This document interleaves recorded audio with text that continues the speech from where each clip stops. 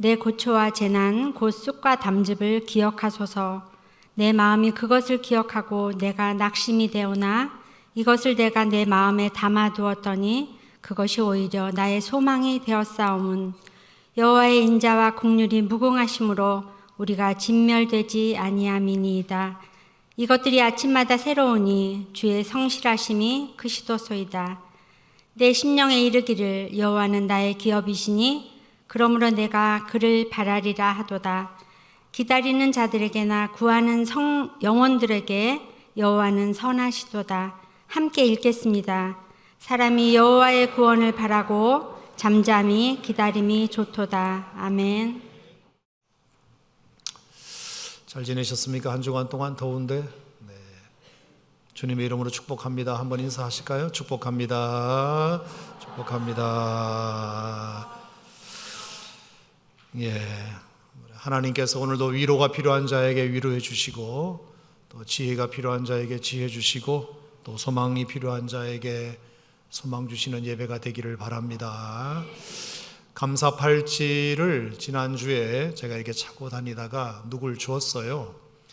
보니까 신방하는데 꼭 필요할 것 같아서 팔찌 하나지만 싼 거지만 그래도 의미가 있으니까 주면 좋을 것 같아서 드렸는데 되게 참 좋아했고, 그런 걸 보면서 여러분이 팔찌를 그냥 끼고 다니시는 것도 좋은데 혹시 여러분 이제 대화하다가 정말 너무 슬픈 자가 있다거나 또 힘들어하는 분이 있으면 내가 이거 차고 다니는 건데 당신 주고 싶다고 이렇게 팔찌를 이렇게 건네줘도 좋을 것 같아요.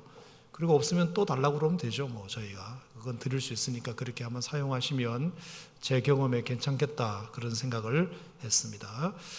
자, 이제 다니엘 특세가 일주일 남았습니다. 오늘 계속 광고 드리는 이유는 여러분 이제 워밍업을 일주일부터 잘 하셔야 됩니다. 그래서 특히 아이들이 우리 많이 기다리고 있는 특세이기 때문에 여러분이 좀 아이들에게 잘 일주일 전부터 말씀하셔서 우리 6일 동안 한번 개근해보자, 화이팅 그렇게 해주시면 좋겠고요. 6일 동안 초등학교 아이들이 다 개근을 하면 3만 원의 거금을 장학금으로 줍니다. 중학생은 5만 원, 고등학생은 7만 원, 대학생은 10만 원의 장학금을 줍니다. 휴학생 포함해서, 졸업생은 빼고 대학생은 그렇게 줍니다. 여러분, 이런 알바가 어디 있습니까? 이런 시급이 높은 알바는 없어요. 6번 나오고 10만 원이면 대단한 겁니다. 우리가 교회에서 매년 다니엘 특세 장학금 예산으로 1,000만 원에서 1,200만 원 사이 지출이 돼요. 하나도 저는 아깝다고 한 번도 생각해 본 적이 없고, 올해는 그냥 1,500만 원까지 달성했으면 좋겠다, 그런 생각을 합니다. 많은 아이들이 와서 은혜 받고 그렇게 했으면 좋겠고, 이게 이제 엄마들이 믿음이 약해가지고 아이가 한 사흘 정도 나오다 보면 애가 피곤해 하잖아요. 그래서 이제 안 깨운다네.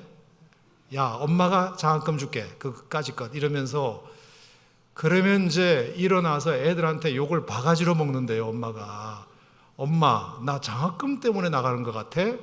나를 무시해? 나 은혜 받으러 가는 거야. 여러분, 우리 아이들의 수준을 너무 낮게 보지 마시고, 네, 그렇게 하여간 6일 동안 한번 해보시면 참 좋겠다 그렇게 생각하고요. 하여간 올해 다니엘 장학생 이 다니엘 특세에 모두가 다 함께 하셔서 큰 은혜의 시간 되셨으면 좋겠습니다. 자, 오늘은 하나님의 인자하심. 자, 한번 따라하겠습니다. 하나님은 인자하십니다. 여러분은 그렇게 믿으십니까? 참 하나님은 인자하신 분이세요. 오늘 이 말씀이 여러분들에게 힘이 되셨으면 좋겠고, 또 감격이 되었으면 좋겠고, 또 하나님의 인자하심으로 여러분의 영혼도 충만해지는 시간이 되시기를 바랍니다. 한 가지 참 고마운 것은 제가 이제 하나님을 알자라는 시리즈를 이제 한 달 전에 시작하면서 마침 요때가 이제 하필 이제 여름 시즌이 시작되는 때라 조금 걱정은 했어요. 휴가랑 맞물리기 때문에 좋은 시리즈 말씀을 시작했는데 처음부터 동력을 잃으면 어떡하나, 주일 예배에 많은 분들이 못 오시고 그러면. 그랬는데 참 여러분 고마워요. 제가 진심으로. 그래서 올해는 제가 이렇게 여느 여름과 가만히 비교를 보니까 주일 출석률이 그렇게 떨어지는 것 같지 않아요. 그래서 너무 감사하게 생각하고, 하여간 여러분들이 하나님 말씀도 잘 들으시지만 목회자 말도 참 잘 들어주셔서 너무 고맙게 생각하고, 영재발굴단 프로그램도 여러분 재밌으니까 한번 보세요 그랬더니 그 얘기도 참 잘 들으시더만, 얼마나 그 텔레비도 열심히 보시는지. 하여간 뭐 좋은 거니까 여러분 고맙게 생각하고, 그래서 제가 욕심이 하나 났어요. 한 가지 꼭 부탁드리고 싶은 것이 생겼어요. 그것은 뭐냐면, 자, 지난주에도 오늘 예레미야애가 본문을 했고 오늘도 같은 본문이고 아마 9월 말 10월 초까지는 똑같은 본문을 주일날 읽을 거예요. 왜냐하면 여기에 하나님을 알아야 할 성품이 너무 많이 들어있기 때문에 저는 개인적으로 굉장히 좋아하는 말씀이거든요. 그래서 이 말씀을 여러분이 이왕 이렇게 된 거 9월 말까지 19절부터 26절까지 암송도 해보시면 어떨까 제가 추천드려요. 정말 이 말씀은 참 좋은 말씀이거든요. 그래서 내 고초와 재난 곧 쑥과 담즙을 기억하소서. 내 마음에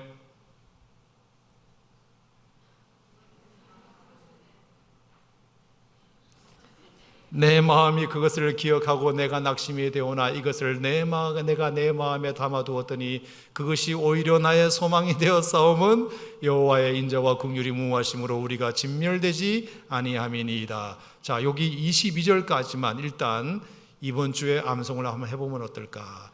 목표는 26절까지인데 너무 길면 어려우니까 22절까지만 19절부터 이번 주에 제가 숙제로 한번 내드릴게요. 다음 주일날 설교 시간에 우리 같이 한번 외워보도록 하면 참 좋겠다 생각합니다. 왜 제가 이 구절을 좋아하느냐? 사연이 있어요. 제가 신학대학을 원래 가려고 했던 사람이 아니고 내가 선생님 되고 싶어 하다가 떨어지는 바람에 제가 또 하나님께서 다시 제 소명을 확인하게 해주셔서 신학대학을 온 케이스라고 저의 부끄러운 것을 여러분에게 말씀드린 적이 있어요. 그래서 하나님 앞에 너무 미안해서 하나님 걸레 같은 나도 하나님이 쓰시겠느냐고 그렇게 물었더니 하나님이 오케이 하셔가지고 제가 그 확신 가운데 신학대학을 가긴 했습니다만 신학대학 1학년 1학기가 너무 힘들었어요. 솔직히 일단 너무 재미가 없고 그 신학교 분위기가 너무 침침하고 재미가 하나도 없는 거예요. 그래서 너무 제 마음속에 갈등이 많았는데 마침 제가 이제 합창단에 들어가서 노래를 하게 됐는데 거기서 이제 미국인 교수님 중에 조앤 셜턴 교수님이라는 분을 만나게 됐어요. 그분이 지휘자셨는데 얼마나 그분의 특징은 뭐냐 하면 1시간 연습하면 30분은 부흥회, 30분은 연습. 하나님의 사랑에 대해서 그렇게 눈물을 흘리면서 우리에게 설교하시고 부흥회 하시니까 그 다음 연습이 저절로 잘 되는 거예요. 그래서 노래를 할 때마다 그 감정을 가지고 노래를 하니까 은혜도 되고 그래서 듣는 사람도 참 은혜가 되고 그래서 제가 많이 회복이 됐어요. 그 합창단을 하면서. 그러면서 제가 이 예레미야 애가 3장을 우연히 보게 되었고 여기에 여호와의 자비와 긍휼이 무하셔서 우리가 진멸되지 않는다. 이것이 아침마다 새로우니 주의 성실하심이 크시도소이다. 이 말씀이 그렇게 제 마음속에 다가왔어요. 그래서 그때부터 저는 예레미야 애가 3장 말씀을 참 좋아하게 되어서 노래까지 만들었어요. 제가 여호와의 자비와 긍휼이 무궁하여 하나님의 자녀들은 진멸되지 않네. 찬란한 이 아침 밝아오는 태양처럼 주님의 성실하심 크고도 놀랍네. 아 영원한 내 소망 내게 주셨으니 아 선하신 내 주님 나 찬양하리. 이거 제가 작곡한 노래거든요. 근데 여러분 아세요? 모르실 수밖에 없는 게 제가 이걸 너무 작곡해가지고 좋아서 신학대학의 창작복음성가 경연대회에 출품을 했어요. 근데 1차 예선 탈락했어요. 알아주지를 않더만. 그 교수님 나빠요. 아주 나빠요. 나는 참 좋은데 왜 심사에서는 떨어졌는지 모르겠어요. 하여간 뭐 사연이 있는 그런 노래인데, 여러분 예레미야애가 3장 19절부터 22절까지 여러분 한번 암송해 보시면 26절까지를 목표로 하고, 여러분 이 더운 여름에 잠 안 오면 그러면 이 말씀 한번 외워보시기를 바랍니다. 자, 오늘 하나님의 인자하심에 대해서 설명드리면서, 인자라는 게 뭐냐, 이게 국어사전에 보면 어질고 너그럽고 자유롭다, 다 아시는 내용이고요. 히브리어로 헤세드라고 하는데 관대하다, 친절하다, 자비롭다, 또 사랑이 넘친다, 그런 뜻을 가지고 있습니다. 국어사전이나 히브리어 사전이나 비슷한 뜻을 가지고는 있지만 약간의 차이가 하나 있는데요. 히브리어의 이 인자라는 말은 하나님의 언약에 기반한 인자라는 뜻이에요. 그러니까 내 인격의 발로가 아니고, 내가 성품이 좋아서 너그럽고 자유로운 게 아니라 하나님의 언약에 기반하여 내가 관대하고 친절하고 자비로운 것을 말합니다. 자, 이 언약이라는 말이 굉장히 참 좋은 말인데, 제가 일전에 여러분들에게 계약과 언약에 대해서는 비교해서 설명을 드렸어요. 계약이라는 것이 이제 컨트랙트라잖아요. 언약은 커비넌트라는 영어를 써요. 자, 헬라어로 보면 순데케, 디아데케 이렇게 확실히 구별이 돼요. 자, 이게 무슨 뜻이냐? 계약은 말입니다, A와 B, 갑과 을 사이에 쌍방이 맺는 약속이잖아요. 쌍방. 그래서 어떤 문서를 만들어 놓고 당신 오케이, 나 오케이, 그러면 이제 사인을 거기다가 하는 게 계약입니다. 계약. 근데 언약은 일방적인 약속이에요. 그 사람이 그런 약속을 하자고 한 적도 없지만 내가 그 사람을 위해서 약속을 하는 거예요. 약속을 하는 겁니다.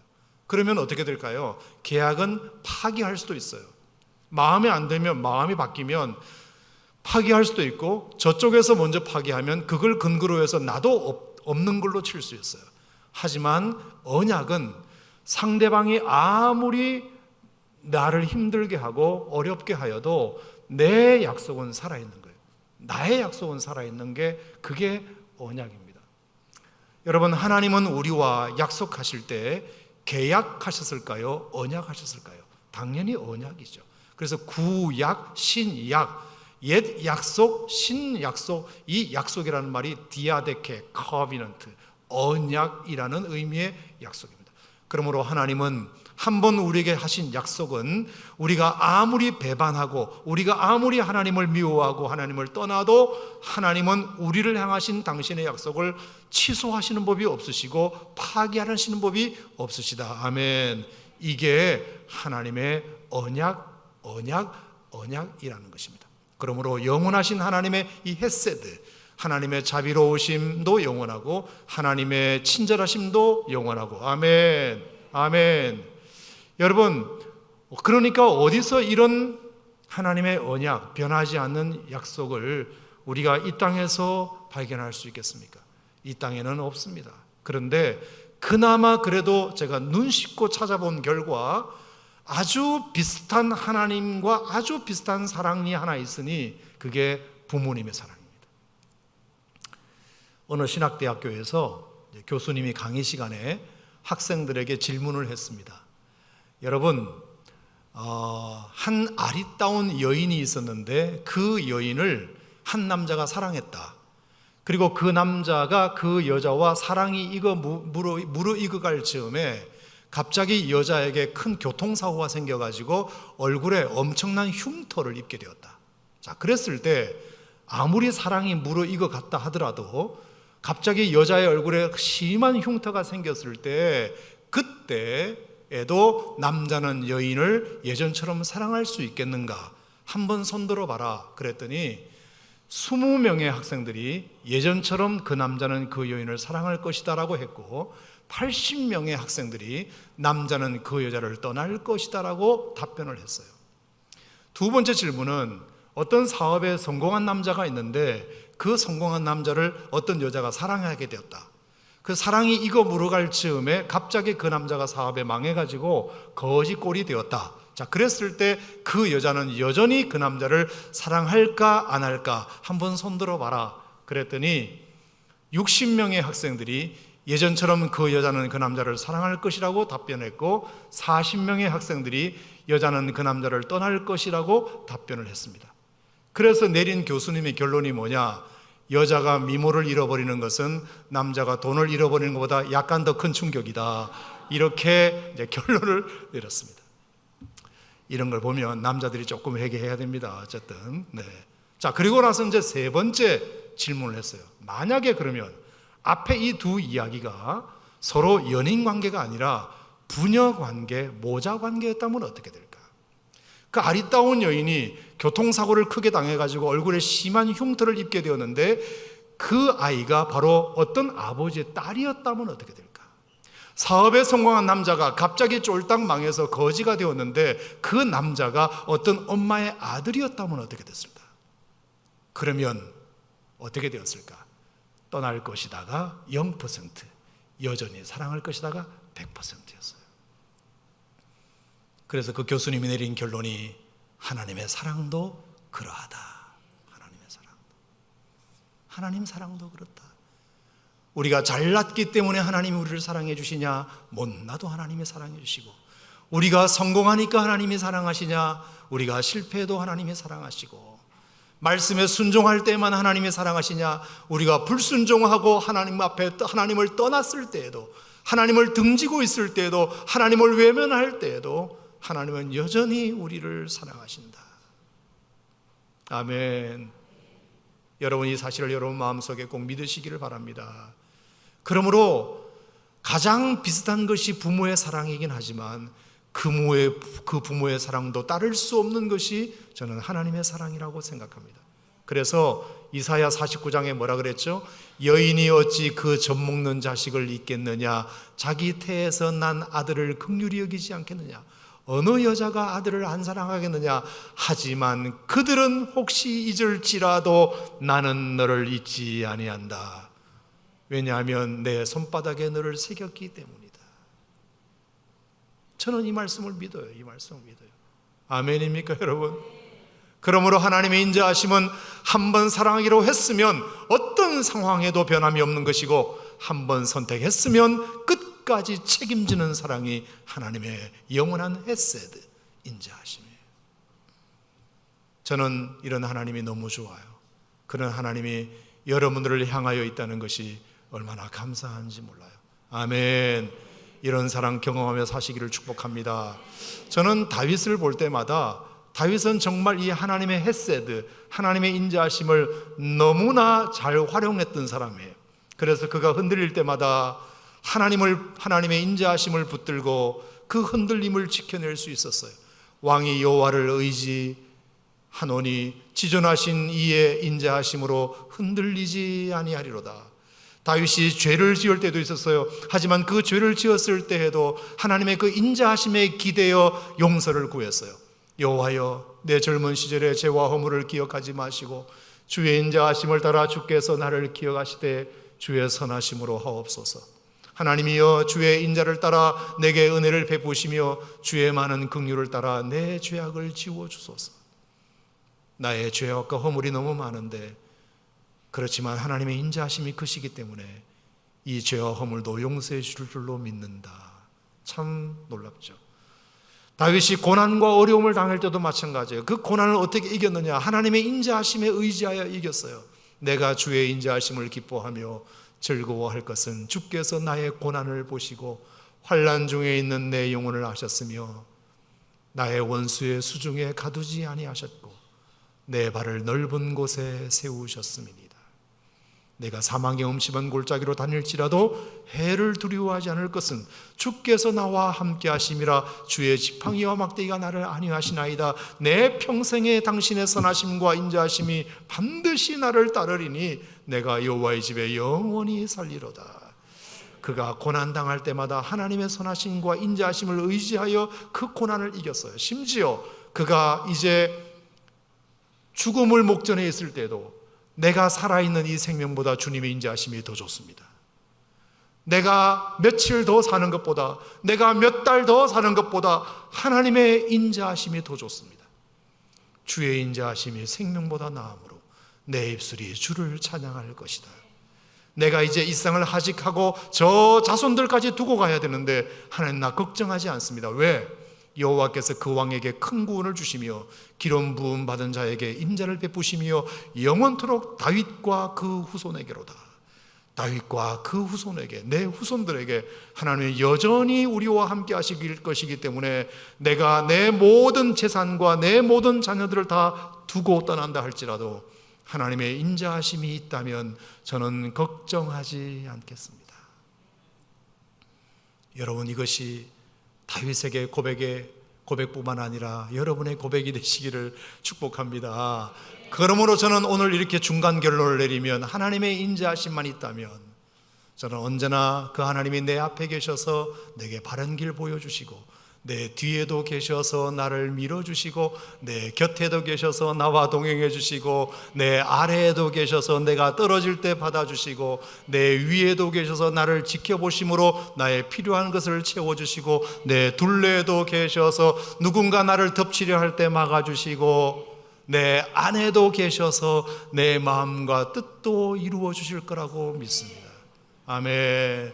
따라합시다. 하나님은 내 앞에 계셔서 바른 길 보여주시고 뒤에도 계셔서 밀어주시고 곁에도 계셔서 동행해 주시고 아래에도 계셔서 받쳐주시고 위에도 계셔서 지켜봐 주시고 할렐루야, 내 안에도 계셔서 내 뜻을 이루어 주신다. 아멘. 찍으려면 빨리 찍으세요. 요즘 설교 시간에도 스마트폰으로 찍는 분들이 많으셔가지고 제가 10초간 기회를 드리겠습니다. 됐습니다. 네. 자, 그러면 어떻게 하면 하나님의 인자하심을 더 가슴 깊이, 더 오랫동안 지속 가능한 은혜로 간직할 수 있을까? 목사님의 설명을 들으니까 이해는 되는데 어떻게 하면 그 하나님의 인자하심이 내 가슴 깊이 그리고 지속 가능하게 유지할 수 있을까? 저는 두 가지를 여러분과 잠깐 나누려고 해요. 첫 번째는 고라 자손과 같은 마음과 생각을 가질 필요가 있다. 고라 자손과 같은. 자, 고라 자손의 시 한 편을 제가 읽어드리겠는데 시편 48편이에요. 시작. 하나님이여, 우리가 주의 전 가운데에서 주의 인자하심을 생각하였나이다. 자, 이게 고라 자손이 지은 시 중에 하나예요. 자, 거기 보니까 하나님이여, 우리가 주의 전 한가운데서 주님의 인자하심을 생각합니다. 주의 전은 오늘날로 말하면 교회잖아요. 자, 교회에 나올 때마다 예배 드릴 때마다 뭐를 생각한다고? 주님의 인자하심. 하나님 앞에 나올 때마다 하나님이 얼마나 우리에게 인자하신 분이신가를 늘 생각했대요. 누가? 고라 자손들이. 자, 왜 그렇게 되었는지 설명을 해야 되겠죠. 이 고라라는 사람은 말입니다, 민수기 16장에 이제 등장을 하는데 레위의 증손자였어요. 레위는 제사장 가문이잖아요. 그래서 성막의 봉사 직분을 수행하는 사람이었습니다. 그런데 어느 날 뭔가 좀 마음에 캥기는 게 있었는지 갑자기 다단과 아비람과 온 같은 사람과 당을 지어가지고 모세에게 반역을 주도했어요. 반역을 주도했어요. 이 고라가 주동자예요. 주동자. 이유는 두 가지예요. 왜 모세 당신만 지도자냐 이거였고, 두 번째, 우리가 성전에서 열심히 봉사를 하면 제사장 직분을 좀 줘야 될 거 아니냐, 왜 안 주냐, 이 두 가지가 그들의 불만이었는가 봐요. 그래서 모세에게 반역을 당을 지어서 이제 주도를 했습니다. 그 모습을 하나님이 보시고, 모세는 내가 세운 지도자인데 그 모세에게 반역을 한 것은 하나님이 나에게 반역한 것과 같다고 간주하시고, 하나님이 너무 화를 내시면서 지진과 연병으로 그 고라 자손들을 심판하신 이야기가 나와요. 심판을 하셨어요. 그래서 그 이후로 그 자손들에게는 이게 늘 꼬리표가 된 거예요. 수백 년 동안. 그러니까 사람들이 지나가다가 너 고라의 후손이지? 어디 반역하고 이러면서 사람들이 아주 그냥 주변인 취급하고 그냥 외롭게 살고 힘들게 살았던가 봐요. 왜? 조상이 좀 괜찮아야 후손들도 대접을 받는데 조상이 그런 큰 죄를 지었으니 후손들이 어디 가서 대접을 못 받고 산 거예요. 그게 늘 꼬리표가 됐어요. 그런데 수백 년이 지난 어느 날 다윗이라는 사람이 등장을 하게 되었고, 그 다윗이 새로운 나라를 세우는데 그 개국 공신들에게 주로 어떤 사람을 썼느냐 하면 잘나고 똑똑하고 배운 사람을 쓴 게 아니라 가난하고 소외되고 천대받던 이런 사람들을 모아가지고 개국 공신으로 쓰게 되었어요. 그러니까 고라 자손도 거기에 하나 들어가게 된 거죠. 그래서 다윗의 개국에 이 고라 자손들이 등용이 된 거예요. 수백 년 동안 서러움을 받다가 가난하고 소외되고 헐벗고 그리고 외톨이로 지냈던 그 사람들을 모아서 다윗이 나라를 세우는데 개국 공신으로 쓰다 보니까 고라 자손이 거기에 딱 들어가서 그에게 다윗이 뭘 맡겼느냐 하면 성전 문지기와 성가대 직분을 맡긴 거예요. 그러니까 얼마나 고마웠겠습니까? 그래서 역대상에 보면 고라의 자손이 수종드는 일을 맡아 성막 문들을 지켰다. 성막의 문을 지켰다. 그러니까 성막 문지기가 너무 감사한 거예요. 그래서 시편 84편에 보면요, 내가 악인의 장막에 있는 것보다 내 하나님 집에 문지기로 있는 것이 좋다는 말이 나와요. 시편 84편도 고라 자손의 시예요. 그러니까 문지기로만 우리를 써줘도 너무 감사한 거예요. 왜? 우리는 우리 조상들이 큰 죄를 지어서 우리는 영원히 멸망당할 존재였고 영원히 버림받을 존재였는데 하나님의 인자하심으로 다윗이 우리를 뽑아줌으로 말미암아 성전 문지기로도 사용될 수 있으니 얼마나 감사하냐. 게다가 우리를 성가대를 하라네. 성가대. 그 당시에 아삽 성가대가 있었고요, 여두둔 성가대가 있었고요, 헤만 성가대가 있었어요. 그 헤만이 누구냐 하면 다윗이 여호와의 성전에서 찬송하는 직분을 맡긴 자들은 아래와 같은데 그핫의 자손 중에 헤만이라는 사람이 찬송하는 사람이었어요. 이 헤만이 고라 자손의 지휘자예요. 그러니까 우리 교회도 뭐 성가대가 이 성가대 있고 저 성가대가 있듯이 여두둔, 아삽 그리고 헤만 성가대가 있었어요. 그 성가대는 고라 자손으로 구성되어 있는 거예요. 그러니까 그 고라 자손들이 앞에 나와서 찬양을 하는데 그냥 찬양 첫 소절부터 눈물이 나는 거예요. 왜 눈물이 났을까요? 수백 년 전에 우리 조상이 하나님 앞에 죄를 지어서 완전히 다 멸절당해서 수백 년 동안 그 꼬리표 때문에 우리도 서러움 받고 살았는데 다윗이 새로운 나라를 건설할 때 하나님의 인자하심으로 우리를 다시 등용시켜 주셔서 성전의 문지기로 성가대원으로 우리를 뽑아 주었으니 그냥 눈물이 날 수밖에 없는 거죠. 성가대가 목소리가 좋은 것도 좋지만 성가대가 자기 신앙 고백을 가지고 하나님 앞에 드릴 때 그게 더 우리에게 은혜가 되는 것 아닙니까? 야, 저 사람은 정말 은혜가 넘쳐서 하는 것 같다라는 느낌이 들잖아요. 그러니까 그 고라 자손이 얼마나 하나님을 신실하게 찬양했겠습니까? 여러분, 바울이 그렇게 위대한 기독교 역사의 업적을 남겼음에도 불구하고 그가 교만하지 않고 겸손할 수 있던 비결이 뭐라고 생각하세요? 그가 과거의 전적이 너무 악독했거든요.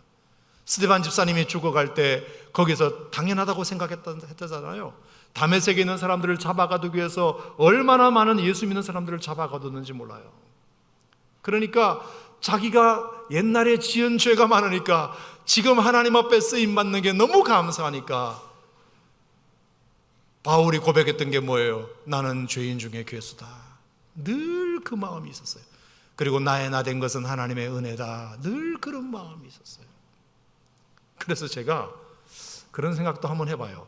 하나님 앞에 이렇게 신실하게 일꾼으로 쓰임받는 사람이 좀 겸손하게 오래 가려면 과거가 좀 화려한 사람도 괜찮겠다. 약간 망나니로 살았던 사람을 이렇게 쓰는 것도 괜찮겠다. 왜? 자기가 옛날에 어떻게 살았는지 아니까. 지금 이 받는 은혜가 얼마나 큰지 아니까. 근데 예수 믿기 전이나 예수 믿기 전에도 아주 착하게 살았던 분들은 뭐 내가 옛날에 예수 안 믿어도 착하게 살았는데 뭐 이렇게 될까 봐. 하지만 여러분이 아무리 착하게 살아도 죄인은 죄인입니다. 죄인은 죄인이에요. 늘 우리가 이런 마음으로 하나님 앞에 봉사하고 헌신해야 되겠다. 하나님의 인자하심, 하나님의 인자하심. 아멘. 자, 그러니까 시편 48편 다시 읽어보세요. 하나님이 우리가 주의 전 가운데에서 주의 인자하심을 생각하였나이다. 주의 전에 있을 때마다 늘 하나님의 은혜가 생각날 수밖에 없는 거죠. 고라 자손과 같은 마음이 여러분에게 날마다 있기를 바랍니다. 나 같은 죄인이 용서함 받아서 주 앞에 옳다함 얻으면 확실히 믿기는 어린 양 예수의 그 피로 속죄함 얻었네.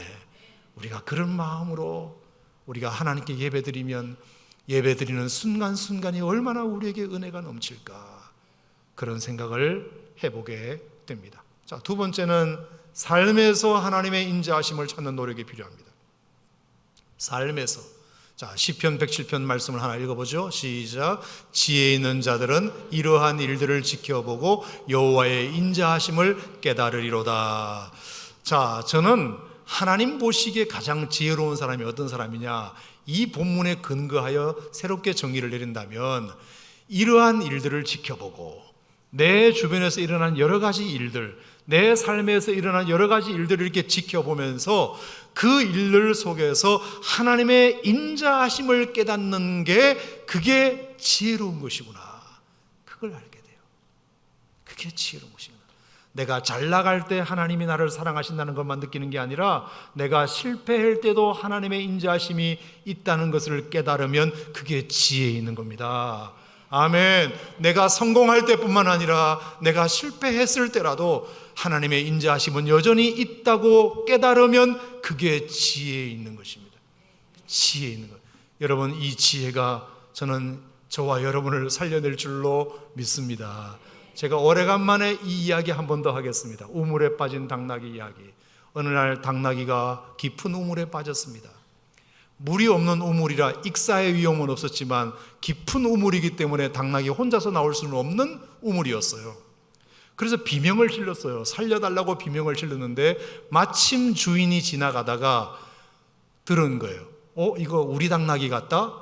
그래서 이제 우물 속을 쓱 들여다보니까 정말 자기 늙은 당나귀가 우물에 빠져 있는 거예요. 그리고 그 당나귀는 주인의 얼굴을 봤죠. 서로 눈이 딱 마주쳤어요. 그러니까 이제 당나귀는 안심을 하는 거예요. 우리 주인의 인자하심을 인하여 나를 건져주리라 생각하고 기다렸어요. 그런데 이 주인은 영 다른 생각을 했답니다. 저 늙은 당나귀 사료만 비싸고 사료만 먹어야 되는데 더 이상 이제 부려먹을 수도 없는데 이참에 그냥 묻어버리자.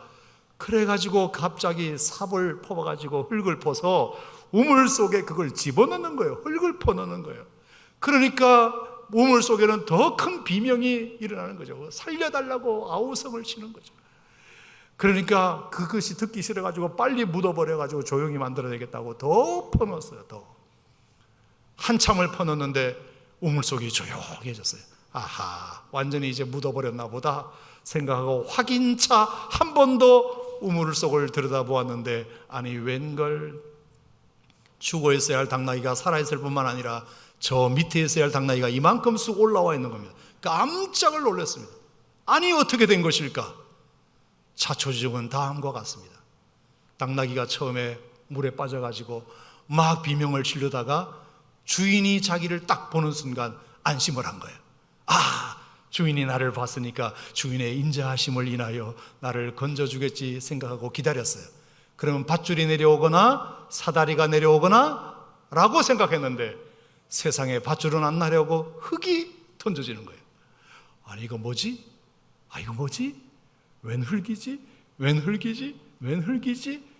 이러면서 머리에 떨어진 흙을 떨어버리기 시작하는데 갑자기 중요한 걸 깨달은 거예요. 그 떨어진 흙이 자기 발밑에 쌓이면서 조금씩 자기 몸이 우물 밖으로 올라가고 있는 것을 깨달은 거예요. 그러면 그렇지, 고마운 나의 주인, 주님의 주인의 인자하심을 인하여 내가 오늘 살게 되었구나. 와, 내가 나가면 주인님 뽀뽀해 줘야지. 그렇게 해서 살았대요. 여러분 물어보겠습니다. 주인이 흙을 퍼넣은 것은 당나귀를 죽이기 위해서였나요? 살리기 위해서였나요? 죽이기 위해서였어요. 근데 당나귀는 그것을 어떻게 해석했나요? 나를 살리기 위한 흙으로 해석했어요. 내 주변에 일어나는 일들을 보면서 여호와의 인자하심을 깨닫는 게 그게 지혜예요.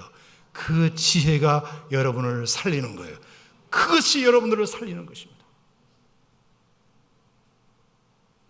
하나님의 인자하심, 하나님의 인자하심. 지혜 있는 자들은 이러한 일들을 지켜보고 여호와의 인자하심을 깨달으리로다.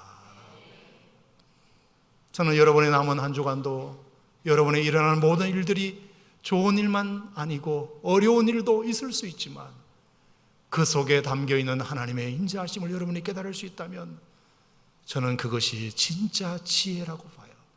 그 지혜가 여러분들을 회복시키실 줄 믿습니다. 자, 오늘의 결론은 시편 136편으로 맺겠습니다. 자, 시편 136편. 오늘 교동문으로 함께 봉독한 내용인데요. 자, 다윗의 시 중에 정말 좋은 시예요. 이 시의 특징은 교창으로 부르게 되었어요. 선창하고 후창하고. 선창은 뭐냐? 여호와께 감사하라 그는 선하시며 하면 그 다음 사람이 그 인자하심이 영원하미로다. 이렇게 후창을 하는 것입니다. 자, 옛날에는 성경을 읽을 때 여러분처럼 앉아서 읽은 게 아니라 다 일어서서 했어요. 그러니까 우리도 한번 해봤으면 좋겠어요. 자, 다 같이 일어서, 우리 세교 성전에 계신 분들도 다 일어서셔서 시편 136편 1절부터 9절까지만 제가 먼저 선창하고 여러분이 후창하면서 여러분들은 그 인자하심이 영원하미로다 그것만 하시면 되겠습니다. 여호와께 감사하라 그는 선하시며 신들 중에 뛰어난 하나님께 감사하라. 주들 중에 뛰어난 주께 감사하라. 홀로 큰 기이한 일들을 행하시는 이에게 감사하라. 지혜로 하늘을 지으신 이에게 감사하라. 땅을 물 위에 펴신 이에게 감사하라. 큰 빛들을 지으신 이에게 감사하라.